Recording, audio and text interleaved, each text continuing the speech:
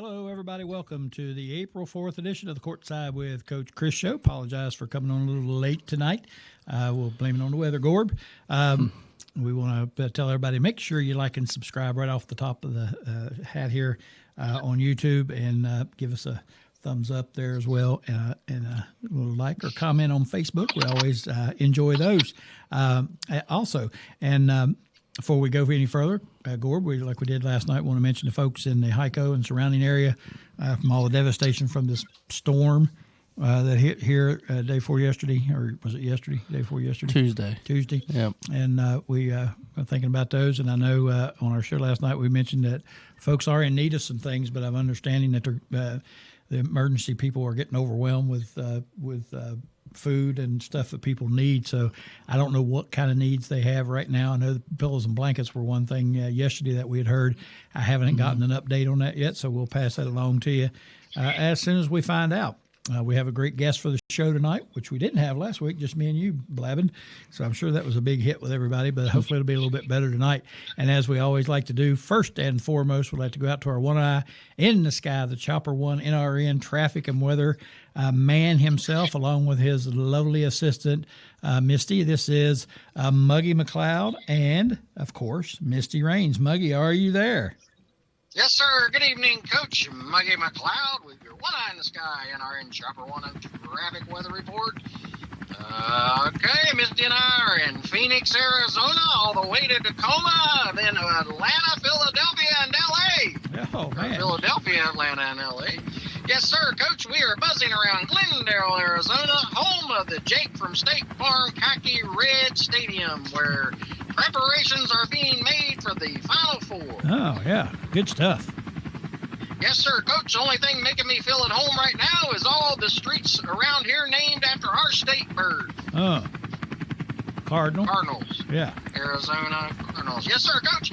I would be remiss if I didn't thank the Censor Bandit for donating his top shelf booze from the McGuffin Man Cave to pawn off for fuel to budgeted to get Misty and I out clear to Arizona. Always looking out for us.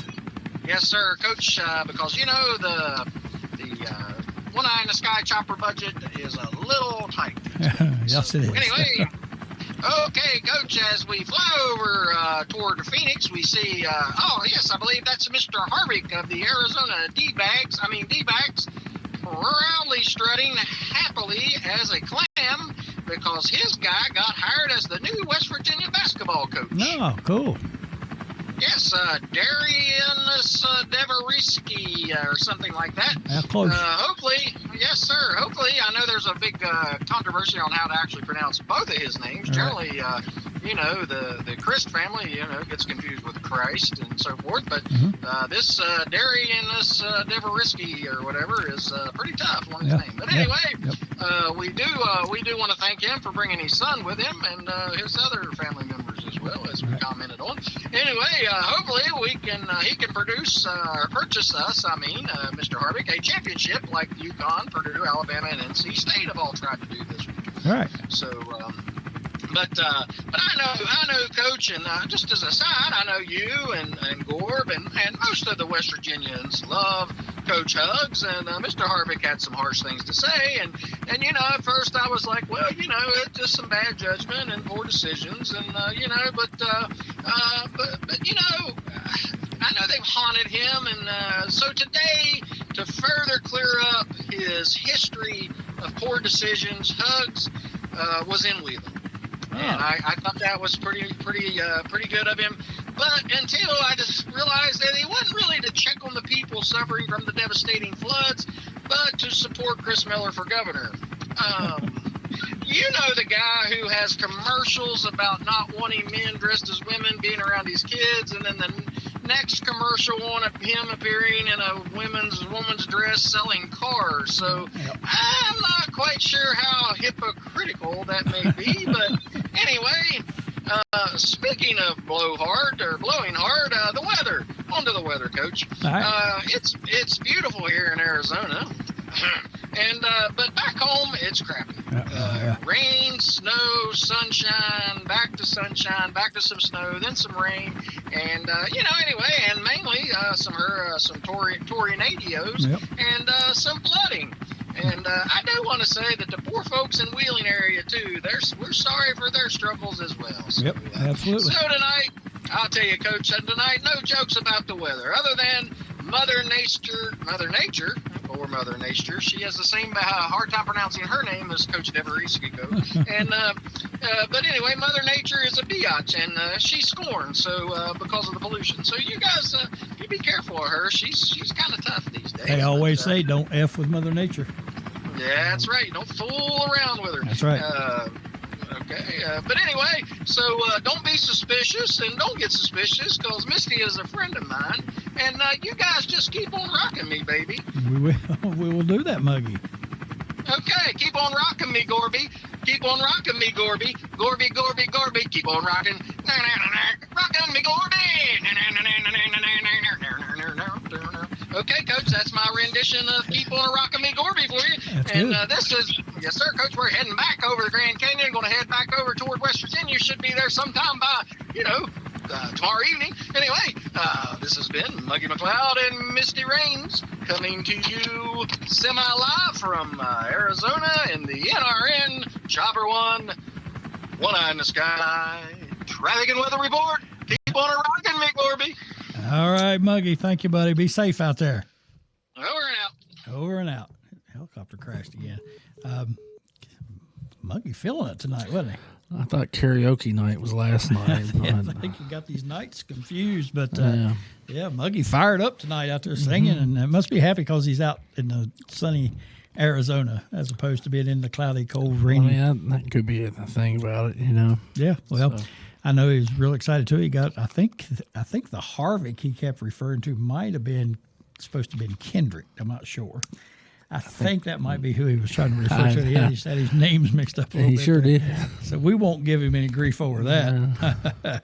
But anyway, thank you, Muggy, for that fine traffic. I mean, you're a helicopter from West Virginia to Arizona. I mean, it's a long time to be in a little space like that. That's right, yeah. And like you said, Darren donated some of his top shelf booze for auction to get the fuel money to go out there. So, maybe he's got some fumes inside the cabin or something. Who knows? But Misty's with him too, so you never know. The weather can get pretty stormy up there in that helicopter sometime, I imagine. I don't know for sure. We'll not go there. All right, next segment, of course, our Hell Yells, Hell No's, which you never prepare for. Nah, I am not prepared at all. I have prepared, as I always do, so I can carry the show.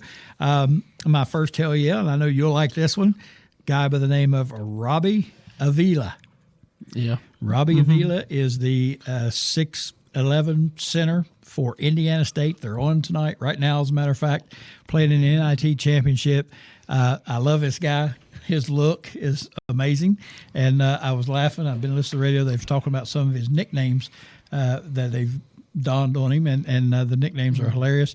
One of them is Kareem Abdul-Jabbar. Yep, I've heard that. Cream, Cream, because he is a big white guy. Cream Abdul-Jabbar. The best one, I'll say for last, they also called him Larry Nerd because of the big, thick glasses. Yep. Larry Blurred also was one with the big, thick glasses. The best one, though, of all, Milk Chamberlain, which I thought was classic. Yeah. So big yeah to him. Good luck tonight in the tournament. I hope they win it. I hope they win it big to show the NCAA how they screwed up and left those guys out when they should have been in there winning them a couple games. The other big hell yeah is to my good buddy Joe Mazzulla. Joe was named the Eastern Conference's Coach of the Month in the NBA for the Boston Celtics. So congratulations to Joe. Wanted to give him a shout out. I know he's watching intently right now. Yeah, absolutely. He's probably got a game and a half hour, but he ain't worried about that as much as he is making sure he sees the Courtside with Coach Crist show. I'm glad I'm not who was it we had on Pistachio that every time he lied, his nose went and grew real big. Please, let's not mention names. Don't do it, because I know what's going to happen. Yeah, I'm glad that's not me tonight. After saying those things, my nose would be going or whatever that noise was it was making.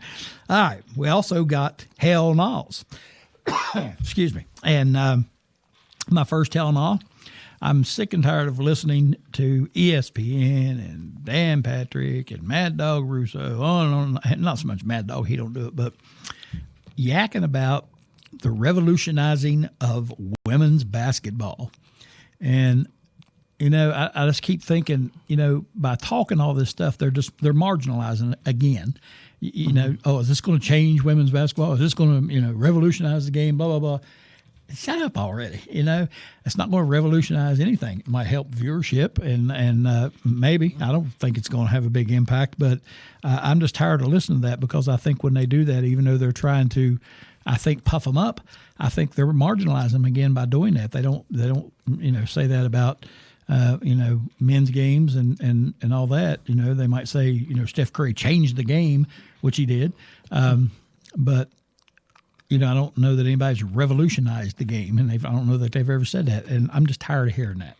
Let them play, let people watch it, want to watch, and move on. It's a it's a sport within itself, and it is what it is. Yep. You like it or you don't, and you go watch. If you're interested, you're not. So we'll see. I'm just tired of hearing all that. My other hell no, speaking of women's basketball, is to the governor of Louisiana. His name is Jeff Landry. And the other night when LSU and Iowa played, they made a big deal out of the fact that LSU was not on the court for the national anthem, and they stated it as saying they walked off the court right before the national anthem was played. Not necessarily the case. Anyway, the governor come out and says he wants to see legislation passed that would take those girls' scholarships if they don't stay out there and stand for the national anthem. First of all, I'm like, shut up, dude. Part of the reason our country is great is because we have a right to do those things if we're protesting something. And everybody has that right. That's why we are who we are. We have a right to protest those things, whether it's the national anthem, whether it's whatever, whatever you want to protest. That's your right. And that's why we're a great country. But upon further review and, again, paying closer attention than what this goofball actually did, LSU has always gone off the court at the 12-minute mark for their pregame ritual routine and all that sort of stuff. It just so happened tonight the national anthem played, or that night the national anthem played. And that's happened numerous times during the season. They've done it. There's a lot of other teams that do that. Nothing was ever mentioned about that. So because he was finally one of those 12 million people that watch the game. That's probably probably the first time he's ever saw a game. If any, and that's probably one of his staff members said, "You need to say something about that." But yeah, what a goofball! Come on. Surely to goodness, Louisiana has more problems to worry about than that. And I was wondering. I had a former LSU athlete on my Instagram, and I was wondering why she was showing when she stood for the national anthem. They said it was like an LSU. I didn't know what was the thing, but yeah, I don't think anybody did until that. And they asked the coach about it, and she's like, "I'm not aware of anything we're protesting." No, she said we have a routine that we've done ever since I've been here, where we come out and warm up to a certain point on the clock, and then we go back in, we go over our pregame stuff. I was a coach. I understand that. You got stuff you need to do before the game. If it hits, and that happened to me a few times at Midland Trail, and I never see ESPN talking about that. Coach Crist and the Patriots went off the floor during the national anthem. I always hated, not necessarily the national anthem, but I hated all the hoopla around the pregame and all that stuff and stuff you had to wait for. And, I wanted to go out, warm up, go back in, go over our stuff, come back out and start the game. And, there was nothing to this, and everybody tries to make a big deal out of everything. But that's the climate and the times we live in. Most people don't pay enough attention to know what's going on. They don't ever look for facts. And these conspiracy theorists are always grabbing a hold of something before checking any information or any facts. So to all you people out there fussing about that, stop it. And Governor Jeff Landry, go get a job somewhere. They don't need you as governor anymore. I've made my case. Not to get political. I don't even know. I don't know if he's Republican, Democrat, idiot. He probably is that. I don't know what he is, but I know that was a stupid thing for him to do and say, and I hope he's catching backlash for it. But he's probably not, because it is down south. We've got the Final Four coming up, Gorb, and we talked about this on our show last night. Going to be interesting. I think I had the better picks last week. I think you did too. My picks were and I atrocious. went back, and I picked Alabama before you picked UNC. Okay, I'll give you that one. And then I think I picked. There's a couple I picked before. You kind of said it was because I was. That's all I had left. Yeah, we picked the games last week. Mine were terrible. I don't think I got UConn right. I know that. Yeah, there's a couple we missed. There's a couple I missed, and then you missed those as well. And, Right. Yeah. Didn't do too well. But honestly, I'm not surprised to see who's in the Final Four. Although it has none of my teams are in there, with the exception of UConn, and I'm not. I think a lot of people probably are like that. But I don't think anybody saw North Carolina State doing what they're doing. They beat Duke, and of course Purdue waxed Tennessee. Alabama knocked off Clemson, and UConn knocked off Illinois. So it will be Purdue, NC State, UConn, Alabama. Did you see? It's kind of, I don't know. There had to be something else to it. That $125 bet, the guy put NC State into the Final Four last weekend, and he won like $13,000. Wow. Ooh. Well, I was listening to the radio today coming I home. was kind of hoping it was you or Darren, but apparently not.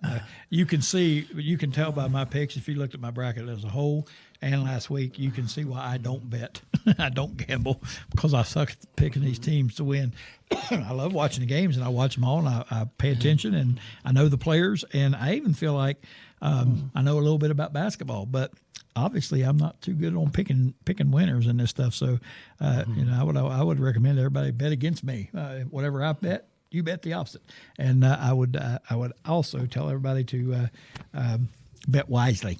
So anyway, in the national championship, in the Final Four, we got Purdue, NC State, UConn, Alabama. Real quick, I'm picking Purdue over NC State because I think Zach Edey will negate DJ Burns, and I don't know that NC State has a whole lot of other options. They got some people who can shoot, they score, they don't turn the ball over a lot, but they don't guard the three very well, and they can't stop Zach Edey. I don't care who they put on. I feel like we're going to have the same three picks. Yeah, I have a feeling you're right. So I'm picking Purdue to win that one over NC State. Of course, I'm picking UConn to beat Alabama. And then who you picking? UConn over. I got to pick UConn. That's what I'm saying. I think that's. Yeah. I'm picking. Those are my three picks. I do think Purdue needs. Of course, I mean, when you get 40 points by one player, it's hard for anybody else to score. That's right. But I feel like somebody else has got to make a shot for Purdue, and that's what I really couldn't believe last week. How they really wasn't shooting good. I don't know why they didn't try to double or triple team Edey. Tennessee. I'm talking about Tennessee. Yeah, make them shoot, because they did. Yeah. They were only like 3 for 16, 3 for 17 at threes. Yep. You're right. So I agree with you. And as far as UConn goes, they're just solid all around. They have They have a lot of guys. Yeah. A lot of guys. Donovan Clingan, the big man, is awesome. Be great, I think, to see UConn Purdue match up. Clingan and Edey matchup. I think that would be fun to watch, and I think that's what it's going to be. And I think UConn, again, they're awful good. Of course, you never know with Alabama and NC State. You never know. These guys made it this far, and NC State's playing well. They're on that roll. Magic might end, but you never know. I've picked against them all the way, and they're there. In the women's Final Four, NC State plays South Carolina. UConn plays Iowa. Again, I know very little about women's basketball. I don't watch it. I've not seen North Carolina State or South Carolina play. I know South Carolina's undefeated, so I'm picking them. UConn and Iowa. UConn's got nice uniforms, so I'm picking them. No, I'm picking UConn to upset Iowa because I think Gino will have a plan for Caitlin Clark and the Iowa Hawkettes. I'm definitely taking South Carolina, the big girl that you probably heard about, Angel Reese. Yes. So Angel's probably only like 6'3", 6'4". This girl for South Carolina is 6'7". Yep. I mean, and that's huge in women's basketball. Yeah. She's a force in the post area. That's it. And then they got a couple good guards to go along with her. So obviously, I'm taking South Carolina. That I'm kind of on you. Man, it's a tough pick. I do think Gino's going to throw a wrinkle at her. Yep. The thing about UConn, I think they've dealt with like 4 or 5 injuries, and here they are in the Final Four. So what would they be like if they were healthy? Yep. You know. Yep. So. And they got a lot of experience in the Final Four and the championship. He's been there numerous times, and I'm sure those players are ready to go. And that probably will be a pretty good game, I would think. I don't know that I'll get a chance to watch, but you can tell me all about it. Okay. All right. Tonight we have with us a very special guest, good friend of mine. Coach Bob Williams will be joining us here. We're going to take a break. We're going to try to get him on the line while we're in the break. So our break may be just a tad bit extended because we're experimenting with something new here tonight.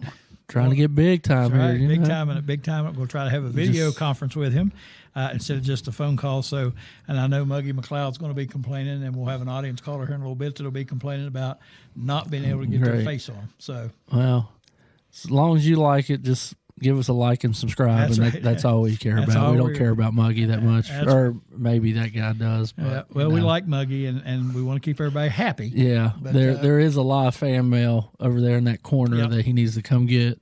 But Muggy has to understand that if he's up there flying around, it's not always easy to get him on there live. You know what I mean? He's got to understand. You got to control. Yeah. Anyway, when we come back from break, I am going to read. Well, you know what? I'm going to go ahead and do it now before we go to break real quick. That way we won't take up our time with Coach Williams. I want to read his bio. He is at Fork Union Military Academy right now. He's the head coach of the postgraduate basketball program, and I'll ask him about that. In his first season at Fork Union, he led the Blue Devils to a 27-11 record, including a number 3 national prep ranking and a Sweet 16 national prep championship appearance. He had big wins over Hargrave, Brewster Academy, IMG, and Word of God propelled Fork Union to a great initial season under Williams. There are 46-25 under him in his first 2 years. Came to the academy with 24 years of head coaching experience at the collegiate level. Most recently, and where we know him from, at West Virginia University Institute of Technology, the Golden Bears, from 2002 to 2019. He was there 17 seasons. He led them to the NAI National Tournament in 15, 17, 18, and 19. They were 30-5 in his final season at Tech. That was the most wins he's had in his season, which is plenty. During the 18-19 season, Tech was ranked as high as 3 in the nation. They are also crowned the River States Conference regular season champions, as well as claiming the River States Conference championship in the tournament. In addition to the 18-19 historic season, he was voted Coach of the Year 3 times, recorded his 403rd career win with 522 wins, produced 14 All-Americans, won 3 conference championships at West Virginia Tech, and that's not all of his coaching history. He did very well at Glenville and some other places as well, so we're looking forward to talking to Coach Bob Williams here in just a few minutes. We're going to take a quick break, try to get him on the air and get all this worked out, the kinks, and get him ready to go here for an interview with us on the Courtside with Coach Crist show. You're watching on the New River Network. Dave Gorby, Greg Crist, stay with us. We shall return after these messages.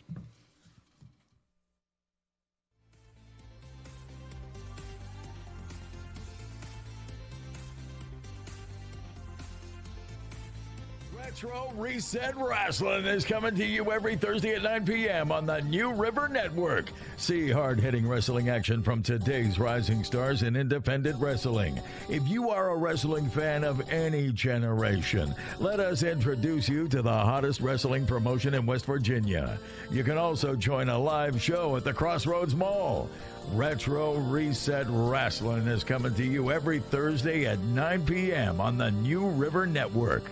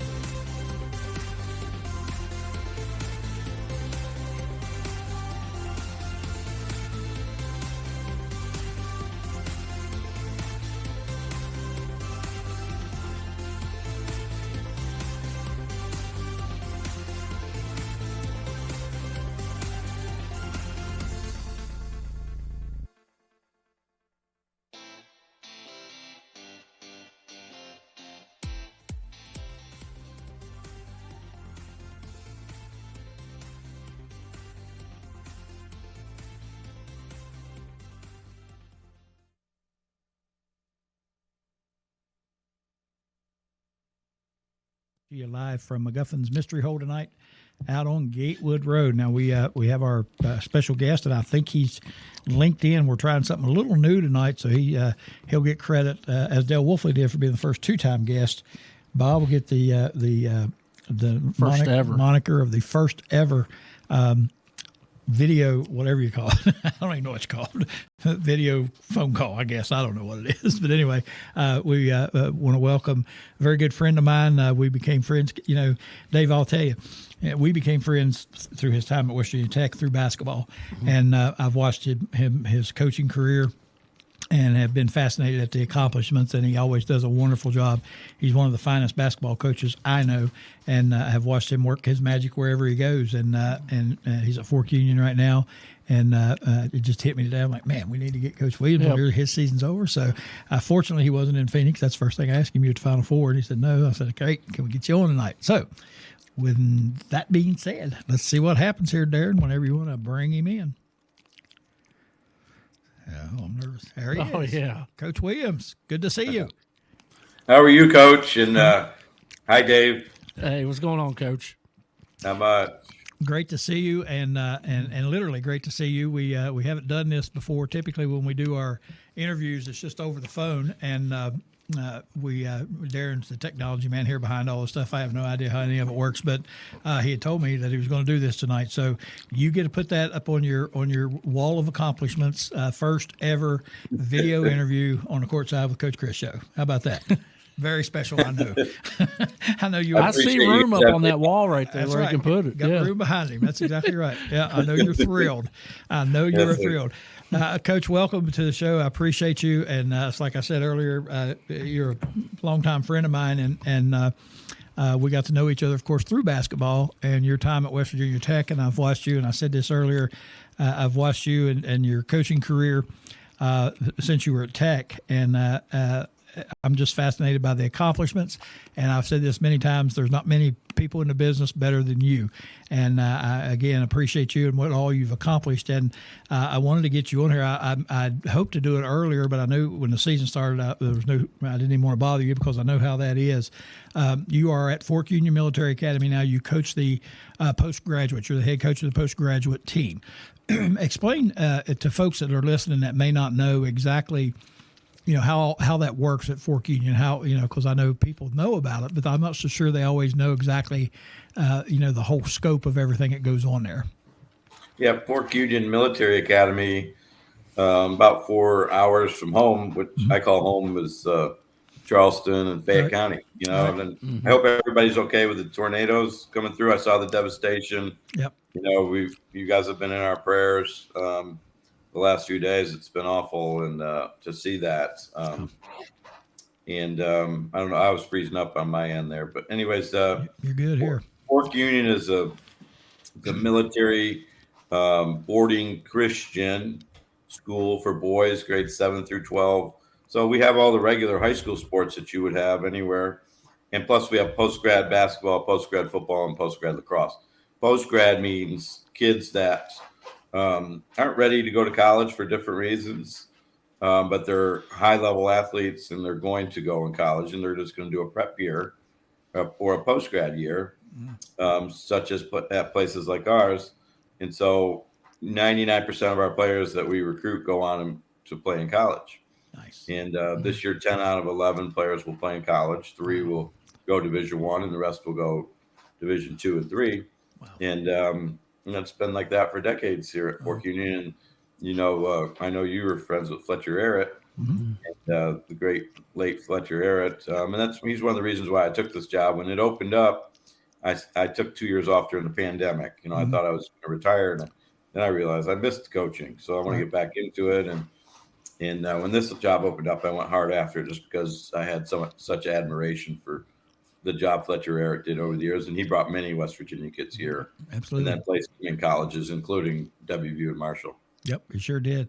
That was one of the questions I was going to ask, how you ultimately ended up there, but you answered that already. So, it's a little bit younger aged kid. I don't know, what the age range is at that, how far you go age-wise, but do you find a big difference in what you're coaching now and what you coached at West Virginia Tech, or is it?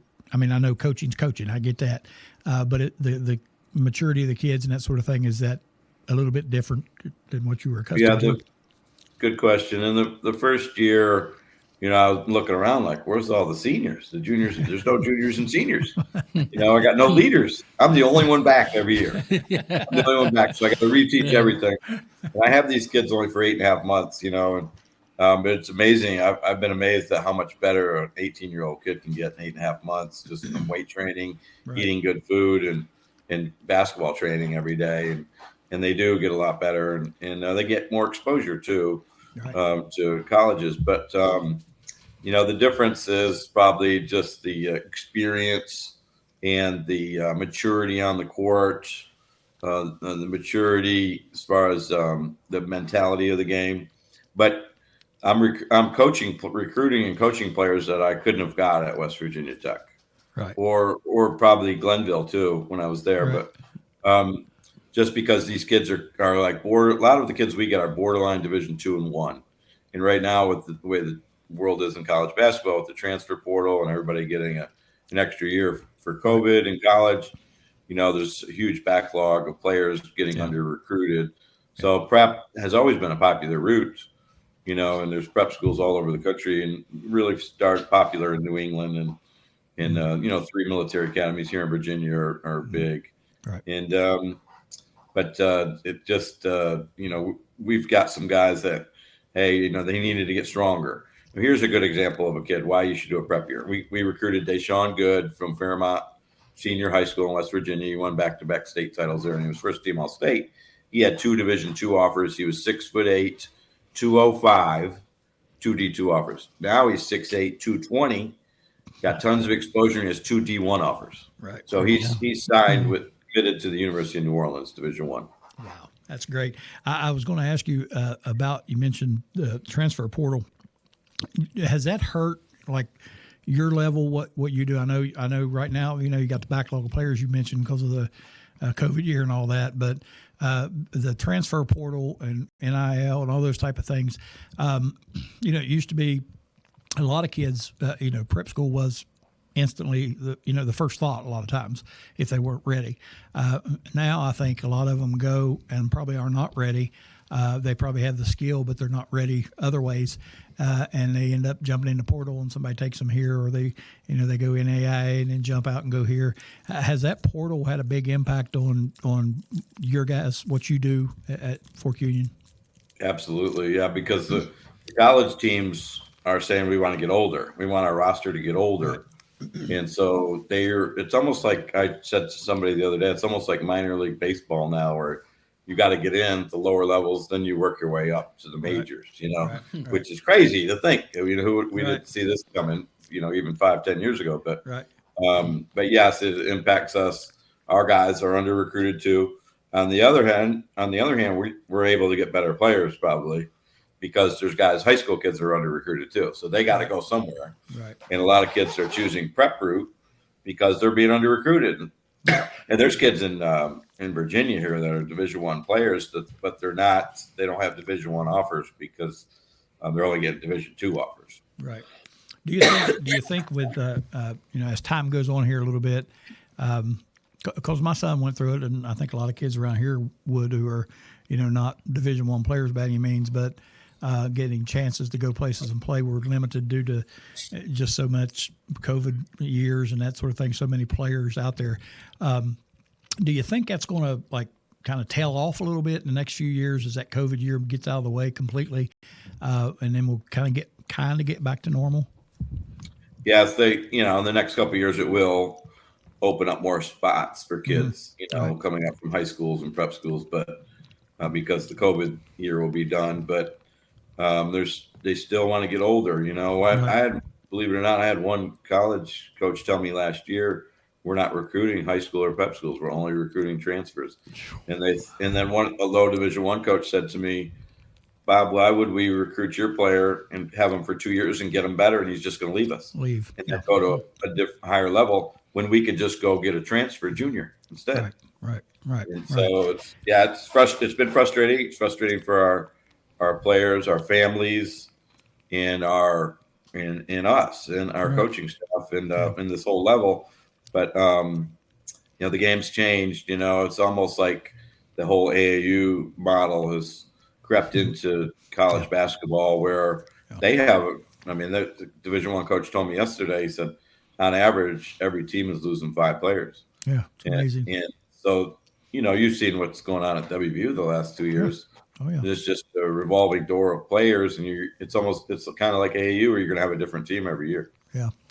I saw or heard on the news today, Louisville. I think every scholarship player they had has entered the transfer portal. Every single one of them. I'm like, something at some point, something has to be fixed. And I think basketball wise, though, looking up from the other side, it has created a little bit of parity, and it makes it possible for some of these teams to get up and stay up in the with the big boys.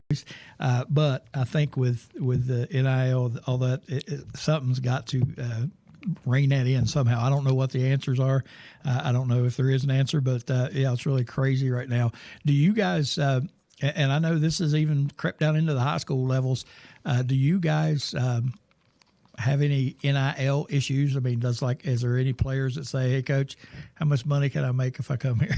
Anything like that? Well, when I got here 3 years ago, the president of Fork Union at the time said, we need to be talking to our kids about NIL so that they're educated and up on it, so when they do go to college." Right. But it hasn't affected us at this level at all. Our school is pretty expensive, and it costs $38,000 to do a post-grad basketball year here. But luckily, we have scholarships. We do have scholarships we can come give, but every kid on our team pays something. Right. Unless a kid's mid-major or a high-major player, they're going to be paying something to go here. Right. And so even the 3 kids that are going to Division I, they all paid money to go here this year. And so we kind of sell it as it's an investment in your future, and you won't have to pay for college, but you're going to get a chance to get better. When I was a college coach, I often said, if you could do a prep year, why wouldn't you do a prep year if you could afford it? Yeah. You're just going to get better. I mean, it's like reclassing basically to a 5th year, and your recruiting stock is going to increase, right away. Yeah, absolutely. I think, if you look at it from, like you said, an investment standpoint, it may mean a lot more down the road than what it does instantly, getting $1,000 check in your pocket or something like that. But, there is something to be said for the discipline and the training and getting better and getting physically bigger and stronger and all those types. It should pay off, down the road somewhere, you would hope anyway. That's interesting. And I was curious about the NIL thing because I know, and like I said, we've heard of, high school kids wanting it. And, I don't begrudge any of these players. I think for years the NCAA took advantage of the situation and the system and made billions and billions and billions of dollars off these guys. So I don't have an issue with the players making some money. I have no issue at all with that. I just think there's got to be something put in place to where it's a little more equal, and this switching schools 5 years in a row. I mean, the system is broken, obviously, and I don't know what the answer is. What do you think as far as these NIL things that are going on? And interestingly enough, and I know I'm rambling here, but we had a guy on a couple of weeks ago who dealt with NIL. That was what he did. He worked with high school kids who were going on to college and worked with them on scholarships and getting NIL deals. He told us some things I hadn't thought about. He said, most people are out there thinking that all these players are getting, $300,000, $100,000, whatever. He said, in reality, it's more like $3,000 or $4,000, that sort of thing. But still, I mean, if I'm coaching at Midland Trail and Dave's coaching at Oak Hill, and he offers him $500 and I can only offer him $200, he's going to go to Oak Hill. And I just wonder, what's your? I mean, obviously he'd come back because he would know where the coaching was at. But anyway. Wow.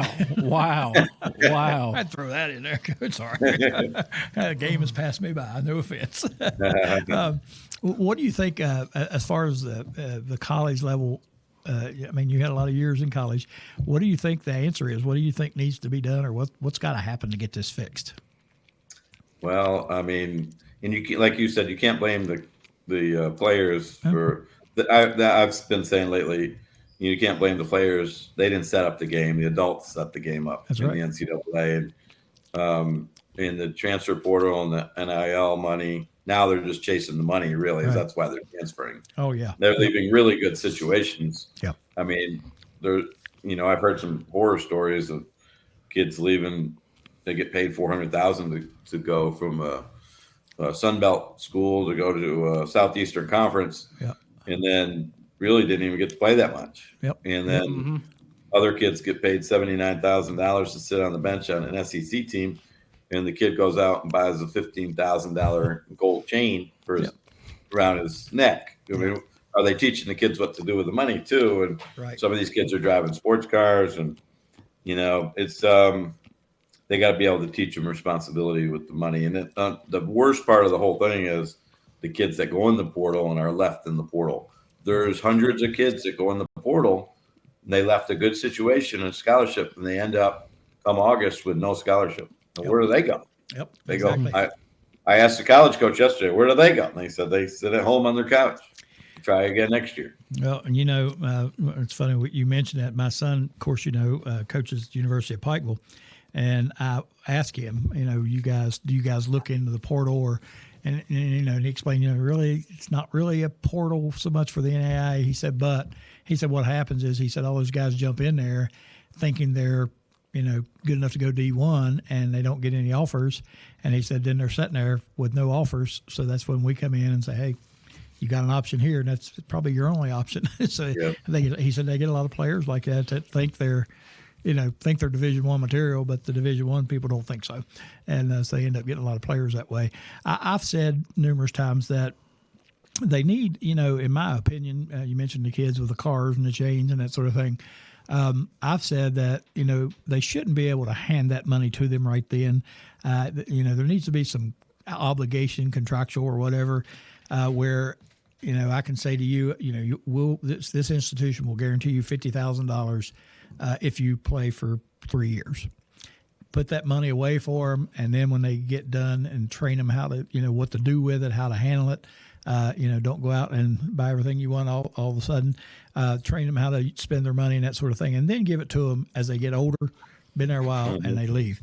Again, I know that would be a complicated scenario and would be tough to do, but there's got to be some commitment on both sides of this. I mean, when you have kids that are jumping ship every year, going to a different place because the coach may get on them, or they're not getting enough playing time, or whatever, or somebody offers them more money. I mean, there just has to be some commitment on both sides. I don't see that coming right now. And there's a lot of kids too that are in the portal that not by their choice. They were sent to the portal. Yeah. So it doesn't really tell you when you look at the portal, like who was sent there and who went in there willingly. Right. So some kids went in there, they were told to go in there. Right. And some kids went in there chasing, I think, more money. Right. And then some maybe chasing the higher level of basketball. But I think you're right about contracts. I think that's going to be the next thing, where they have contracts, and then if they break the contract, you have to repay a certain amount, or you don't get the remaining amount of money that's on the contract. Yep. And they're going to treat them like employees pretty much, which they really are now. They're getting paid to play basketball. Yep, absolutely. Again, I don't know if you heard this last night. It came out that several of the big major university presidents and whoever their athletic directors, whoever it was, I'm not sure, but they have proposed an 80, and of course it's more focused on football, but it would affect basketball too, an 80 team super conference with collective bargaining for the players. And, they explained how they were going to do all the tournaments and all that sort of thing. But I think basketball is going to be impacted as well. And I think there's some big changes coming in the NCAA. I think that, I think everybody realizes there's a problem. Even people, probably even some of the players. I mean, they've got to know that just, it's not exactly right for me to leave, but hey, I'm going to make $300,000. Why would I not leave? So I think there's going to be some big changes. I don't know. So far, I always compared the NCAA to that. What was his name? Warren Berger, I think the lawyer that always went against Ironside and lost every time. I said that's the NCAA. Every time they end up in court, they lose. And I know that anything they do now is going to be challenged.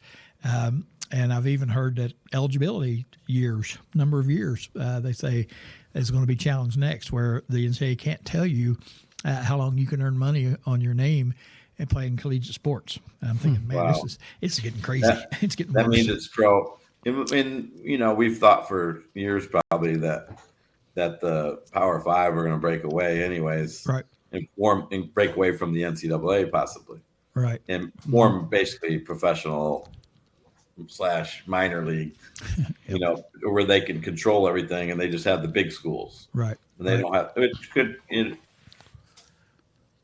Football's driving everything really, and that could impact the NCAA basketball tournament. Oh, yeah. Well. Yeah, absolutely. Mm-hmm. Well, we'll get off all that. That's not what we're here to talk about. But anyway, let's get back to Fork Union Military Academy. What is what's your enrollment there?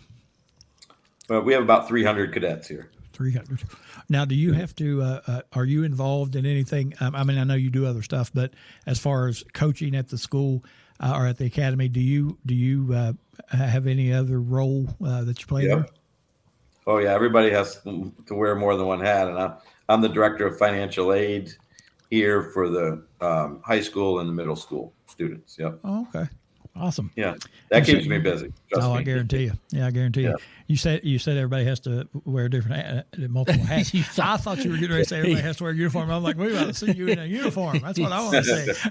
That's what I thought you were getting ready to say. I'm like, let's see that. I have worn a military uniform here before. Oh, have you? But yeah. Then I put on a little weight and I couldn't fit into it, so I just wear coaches. I was going to say we would have that problem too. Oh, yeah, I guarantee you they don't have one to fit me. We would. We're going to have to make a call up there and say we want to see those coaches on the sideline in their dress blues or whatever it's called. They used to. Yeah, they used to do that. Yeah, I haven't done that. But. Yeah, I've seen pictures of that. Absolutely. Yeah. You've had already a lot of success there. In just a short time that you've been there, but is there a lot of emphasis on, the success of the basketball program or the sports athletic programs? Is there a because I know that's a stepping stone, of course, to bigger things.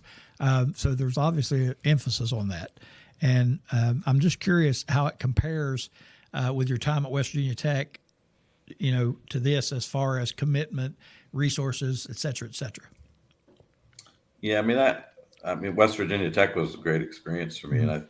But I think sports is a little more emphasized here. Yeah. I always knew Fletcher Arrett had a great program here, and mm-hmm. and Fork Union has sent 400 to Division I basketball, 12 to the NBA, but our football program has sent 130 to the NFL and 2 Heisman Trophy winners. Wow. And the founder of Under Armour, Kevin Plank, went to school here. And we've had Olympic runners and swimmers come out of Fork Union. So, tradition and history here in sports is huge. And the alumni base is what's most impressive and what really makes the school impressive. I mean, it's one of the best military academies in the United States. Right. But the alumni have so much pride in this place and gives Fork Union so much credit in their success and whatever they go on to do in their lives. And some of them athletes. And we've had great coaches here over the years and great cadets. And our students go on to great colleges and universities, and it's a college prep school. I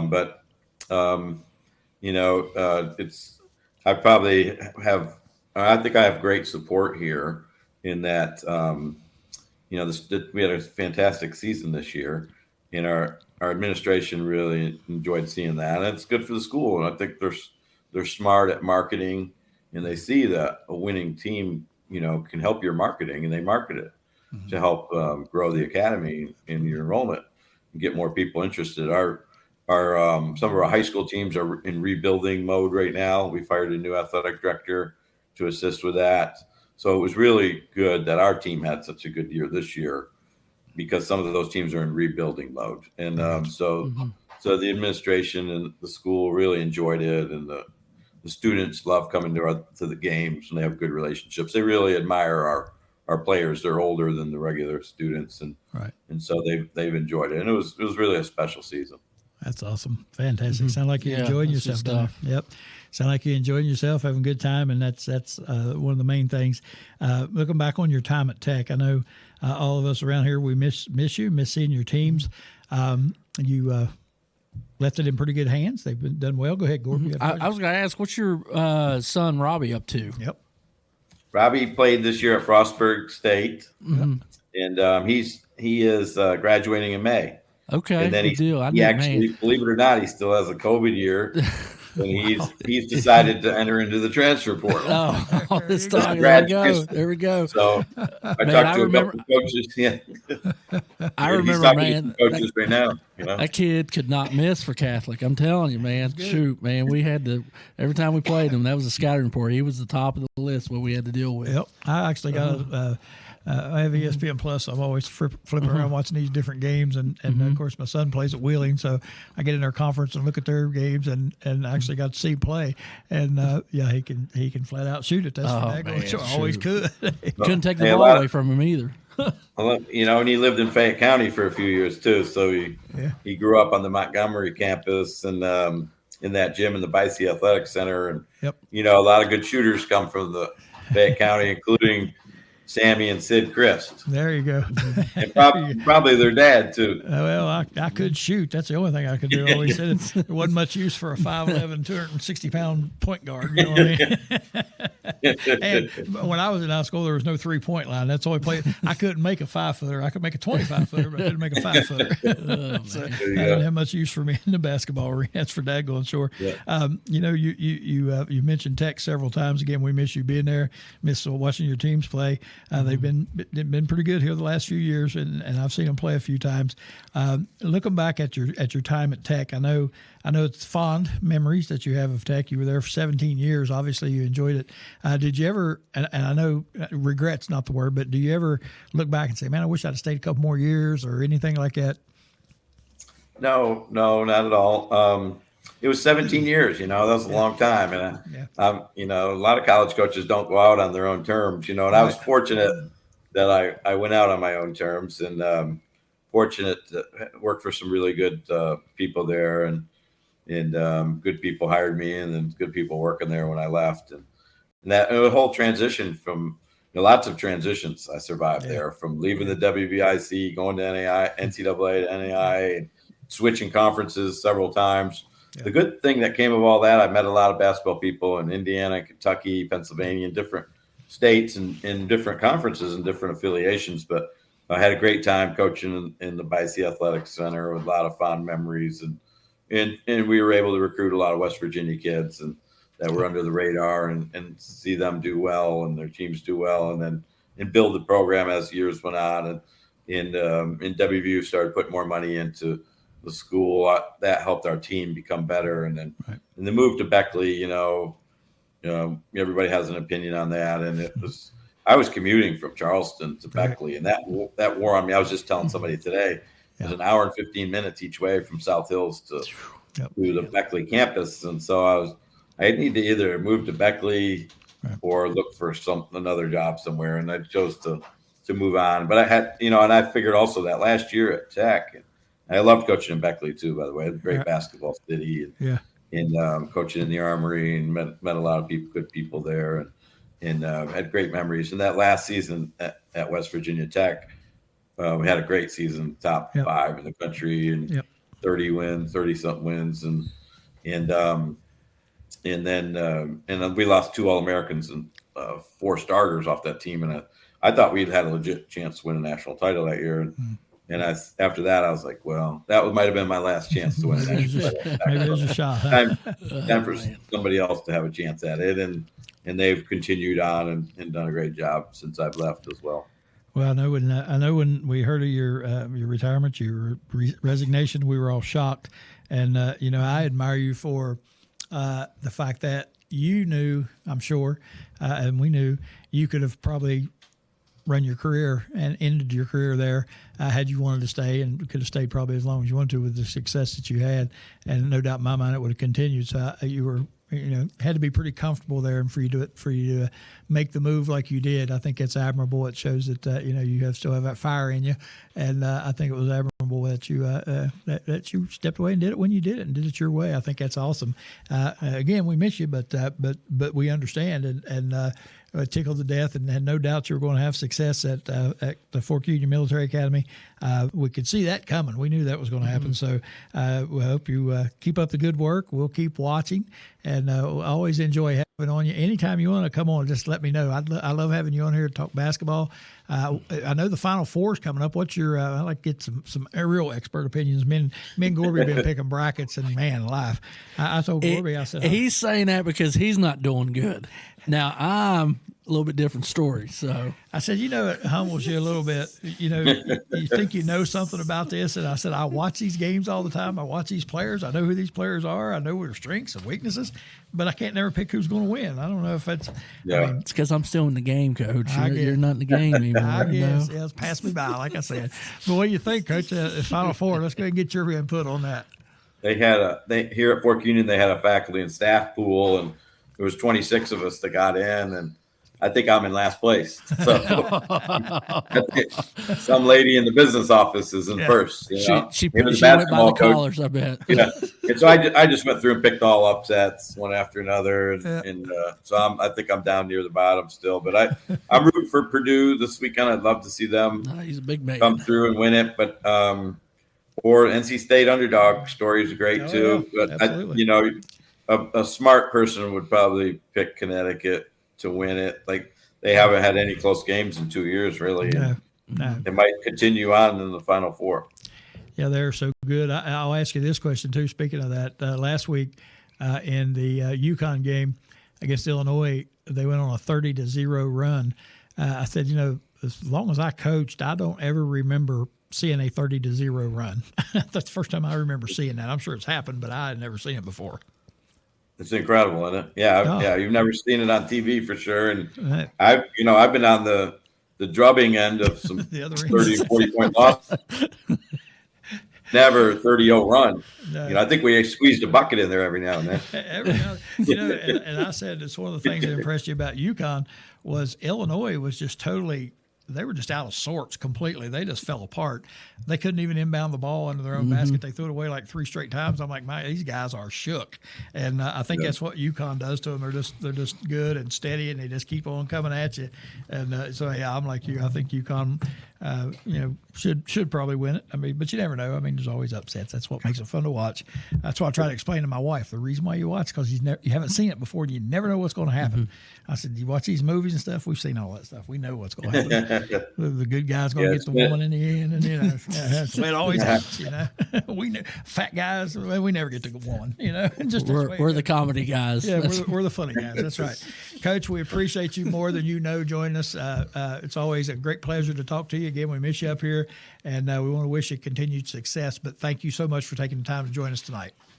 Yeah, it's a pleasure always to be on your show. I've always been a big fan and admired you and your coaching career, and appreciate it, guys, very much. We miss West Virginia a lot and all the people there. I had a great week at the state tournaments, awesome. And I always enjoy coming home to West Virginia. Awesome. Fantastic, Coach. Thank you very much. Good luck to you, and we will talk to you soon. Thank you again. Thank you very much, guys. Take care. All right. We'll see you, Coach. Coach Williams, man, what a coach. I'm telling you what. And like I said earlier, Gorb, wins all the time. Oh, shoot. It's easy, man. He makes it look easy. He does. He does a great job. How about that? And that worked out great. That was perfect, wasn't it? I know. Hats off to our man, Darren McGuffin. Nice job on the telling you, we are stepping up. If you enjoyed that, like I said, hey, we need a like and subscribe right now. That's right. We're moving on up.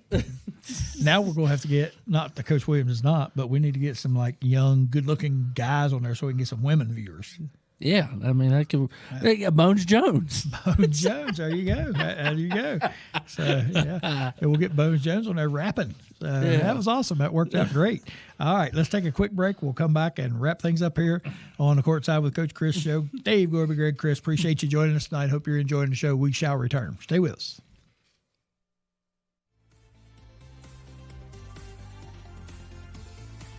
Retro Reset Wrestling is coming to you every Thursday at 9 p.m. on the New River Network. See hard-hitting wrestling action from today's rising stars in independent wrestling. If you are a wrestling fan of any generation, let us introduce you to the hottest wrestling promotion in West Virginia.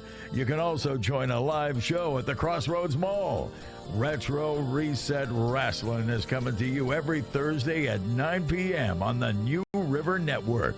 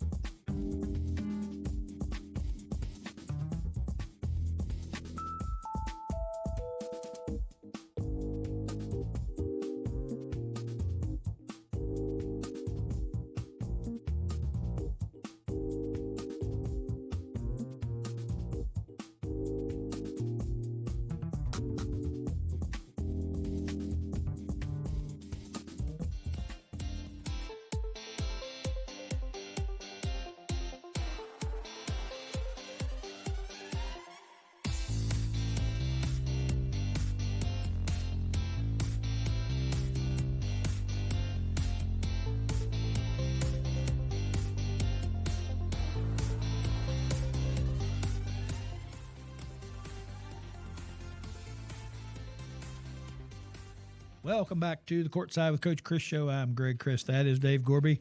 Great show tonight with Coach Bob Williams on our first ever video interview. Worked out fantastic. Hats off. Kudos. Love it. To Darren for hooking us up with that. That's awesome. We'll be using more of that as we go. While we were in the break, we got an interesting phone call, so we had her to hold on. She went rambling on and on and on, and we stopped her. Said, hold this. We want this on the air.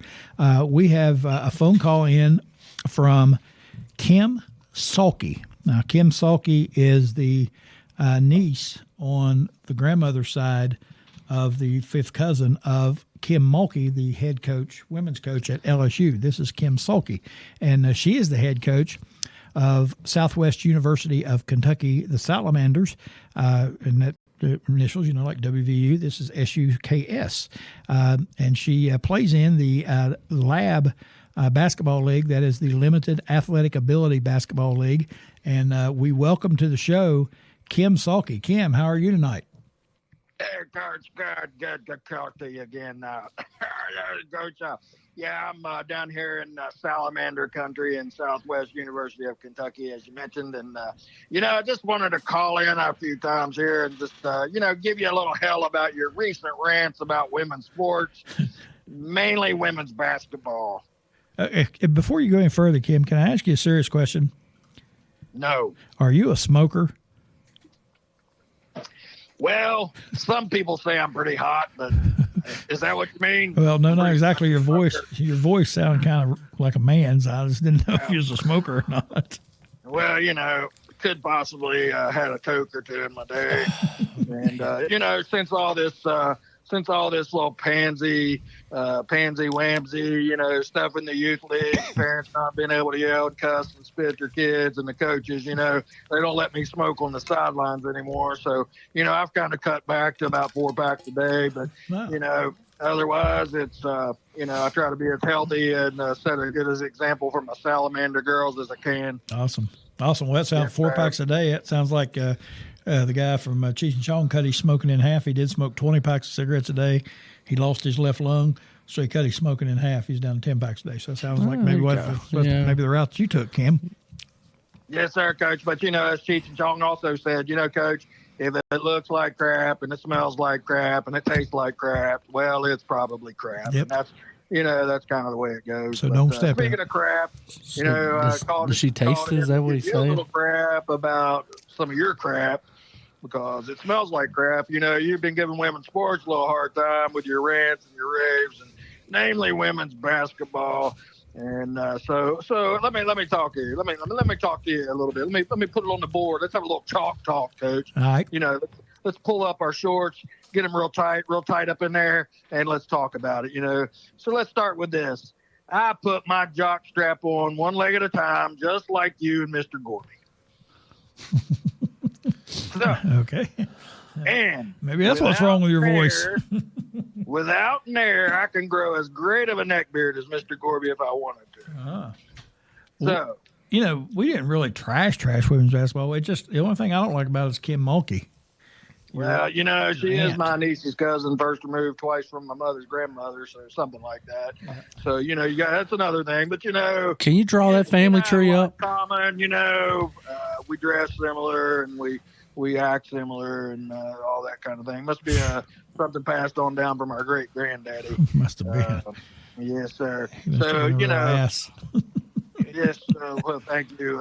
Yes, I could be an ass, but some people like to look at it too. Anyway, but I just wanted to tell you, as far as our ladies go, they are as fundamentally sound as any of the men's players. Our girls can dribble off their foot, fall on the floor, and miss layups as well as anyone in the country. Yeah. And tough. My ladies are tough as nails, scraping down my chalkboard where I draw up my 2-3 defenses and my dribble weave. Tough, Coach. So I was wondering, have you been watching any tape on the Smoot Smokies? Smokies? Smoot Smokies, yeah, they're pretty tough too. But they got that 7th year, 8th grader, that Clark girl, and without her, kind of like Iowa. What else do they have? They got that low girl and that high girl and then that medium girl. They got them all, but they don't amount to much. Couldn't stack them up and make a basketball player out of any of them. But so without that 7th year, 8th grader Clark girl, the Smoot Smokies are nothing compared to my Salamanders. So good question, but not good enough, Gorby. Anyway. Just wondering if he was recruiting the Clark girl. Yeah. She's I don't know. She's too much of a crybaby for me. There's no crying in women's basketball. Come on now. But you know what though? I'm telling you, tough as nails, and I demand the same from my assistant coaches as I do anyone else. We stretch and get loose before every game, just like the men's officials do. Tip top. I demand it. Enough said. The Salamanders are always ready. And again, back to old Caitlin, what's her name? She wouldn't stand a chance against my power forward, Archangel Reese's. She leads the league. Now, Archangel Reese's, she leads the league in turnovers, but leads my heart with the hustle. Oh, man, can't beat that. I used to have players always said they weren't very quick, but they made up for it by not being able to jump. That's right, Coach. Sounds like her. That's sounds like a team motto of the Salamanders. And then we got this. Let's talk about this athleticism. We've got it. Athleticism and determination. Come on. You can't top this, Coach, with none of your arguments. LeBron, Steph, whoever else, the Greek freak. I don't even watch men's basketball. It's boring. It sucks. I don't even know it. So these guys, they leave the game with a little cut, a little blood. Enough said. Enough said for sure. Some people used to play donkey basketball. Well, try playing it with a sheep under you instead. Enough said. Agreed. Enough said. We'll see if that gets censored by old censor boy back there. Okay, Coach, give me a break. Push shots, bounce plays, passes, and playing below the rim is where it's at. Fundamentals, back to the roots of the game. The way Naismith intended it to be played. Enough said. Amen. Enough said. And you know what a salamander is, Coach? It's like a lizard, ain't it? Good try, Coach. It's amphibian, which means it can shoot with either hand. Enough said. Okay. Yeah, I learned something today. Salamander. That's right. And even though salamanders have 4 toes, Coach, we play like we have 4 toes. But we are feared by many because if we lose a limb or a finger in the bottom of the net when we shoot a layup, we'll just grow another one. There you go. All right. And one last thing, Coach. Right. Salamanders are slow moving, but their defense skills are top notch. They're slick skinned. They taste funny, which is why clowns won't eat them. And it will sacrifice the tail when necessary. Okay. Is that enough said? Not said. All right, Coach. Kim, we appreciate your appreciate your call. I don't know what we lost. Yeah, we're still here, Kim. Thought you was done. I think that might be it. Yeah, I think we're losing you, Kim. You're bouncing around all over the place, and we can't hear you. So, enough said. We're going to cut that phone call off and be Kim. Enough. You're gonna hear about that. I already know. Yeah, hung up on Kim as soon as she got back working here. Anyway. That's enough said from Kim. Yeah. Anyway, we were done with her. Yeah. Kim Sulky, she's the head coach of the Southwest University of Kentucky Salamanders, SUKS, from the Limited Athletic Ability Basketball League. So we appreciate Kim Sulky for calling in. We also truly appreciate Bob Williams for joining us tonight on our first ever video interview. That went well, and we're tickled about that, so we look forward to doing that even more. And we've got some good guests coming up here in the next few weeks. As soon as that Final Four gets over and all these coaches get back home, we got some lined up to come on the next couple of weeks. We also have a good show coming up this coming Thursday. If I think is the date that we'll be in Beckley at Tamarack for the FCA event featuring Jerry Lucas. For those of you that don't know Jerry Lucas, Google him, look him up. He's a great basketball player in his own right. The FCA is having an event over there that we've been invited to broadcast. We'll be having interviews from 5:30 to 6:30ish, and then the show will take place while we eat dinner, and you can sit and watch the show if you would like. We won't be talking about it or anything, but we'll do our interviews prior to the show. So we'll be doing that next Thursday evening, so we hope you'll join us for that as well. And Gord, appreciate you again as always, helping make the show go. And Darren, the technology part of it, spot on as always. We appreciate everybody for tuning in tonight. We'll look forward to coming to you again next week from the Tamarack over in Beckley.